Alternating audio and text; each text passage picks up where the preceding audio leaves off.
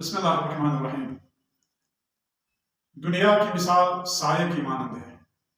اس دنیا کی مثال سائے کی طرح ہے۔ اگر اس کے پیچھے دوڑو گے تو وہ آگے بھاگتا ہے، اور اگر اس سے دامن چھڑا کر پیچھے بھاگو گے تو وہ تیرے پیچھے دوڑنے لگتا ہے۔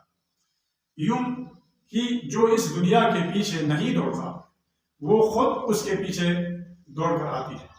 مقصد یہ ہے کہ جو حرص اور ہوس کے پھندوں کو توڑ کر بے جا دنیا طلبی سے دستبردار ہو جاتا ہے تو دنیا اسے بھی حاصل ہوتی ہے اور وہ اسے محروم نہیں کرتا۔ چنانچہ اللہ تبارک و تعالیٰ نے پیغمبر اکرم صلی اللہ علیہ وآلہ وسلم کو تسلی دیتے ہوئے فرمایا کہ کفار کے ہاں مال و دنیا کی فراوانی دے کر آپ پریشان نہ ہو۔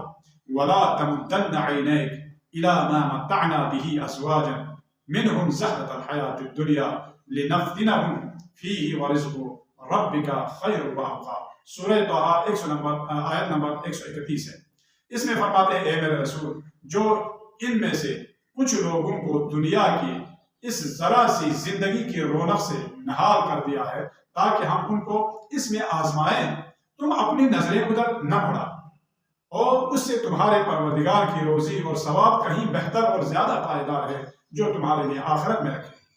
دوسری جگہ فرمایا پھر اسی طرح لا تمدن عینیک الی ما متعنا به ازواجا منهم ولا تحزن علیہم واخفض جناحک للمؤمنین۔ اور ہم نے جو ان کفار میں سے کچھ لوگوں کو دنیا کی مال و دولت سے ہم نے نہال کر دیا تو اس کی طرف تم ہرگز نظر بھی نہ کرنا اور نہ ان کی بے دینی پر کچھ افسوس کرنا، اور ایمانداروں سے اگر غریب ہو جھک کر ملا کر۔